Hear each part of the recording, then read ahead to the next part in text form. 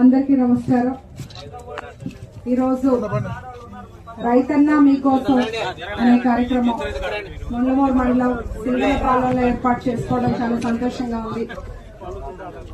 దీనికి ముఖ్య అతిథిగా ఇవాళ నా చెల్లెలు తేజస్వి పొడపాటి రావటం చాలా సంతోషంగా ఉంది.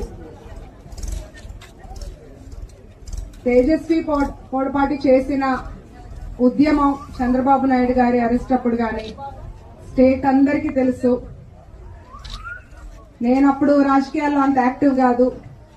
మా అమ్మ చూపించారు, అలా ఒక అమ్మాయి ఎంత యాక్టివ్ గా తిరుగుతుంది ఒకసారి చూడాలి అని చెప్పి నేను అది తేజుకి చెప్పాను.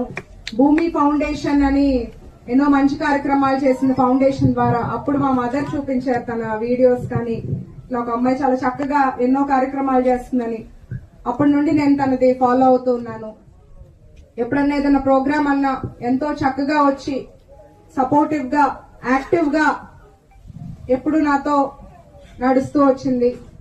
ఎలక్షన్ సమయంలో నేను అడగకుండానే వచ్చి ఇక్కడ ప్రచారంలో పాల్గొని వెళ్ళడం, నాకు ఒక మంచి రిలేషన్ ఏర్పడింది తేజుతో.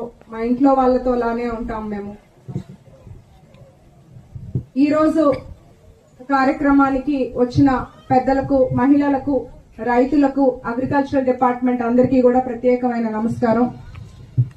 ముందుగా మన దర్శి నియోజకవర్గాన్ని ప్రకాశం జిల్లాలోనే ఉంచే విధంగా ప్రజల ఆకాంక్షలకు అనుకూలంగా అట్లాగే ప్రజాప్రతినిధుల సూచనలు తీసుకుని మంత్రివర్గంతో భేటీ అయ్యి చంద్రబాబు నాయుడు గారు, డిప్యూటీ సీఎం పవన్ కళ్యాణ్ గారు, లోకేష్ అన్న తీసుకున్న నిర్ణయం చాలా సంతోషకరమైన విషయం. అలాగే ఎలక్షన్స్ అప్పుడు ఇచ్చిన మాట ప్రకారం మార్కాపురం కొత్త జిల్లా ఏర్పాటు చేయటం, రెండు ప్రాంతాలకు గాను అభివృద్ధికి కట్టుబడి కూటమి పనిచేయబోతుంది. అలాగే మన 5 మండలాల్ని కొత్తగా ఏర్పడిపోయే అద్దంకి డివిజన్ లో కలపడం కూడా చాలా సంతోషకరమైన విషయం. మా దర్శి నియోజకవర్గం ప్రజలందరి తరపున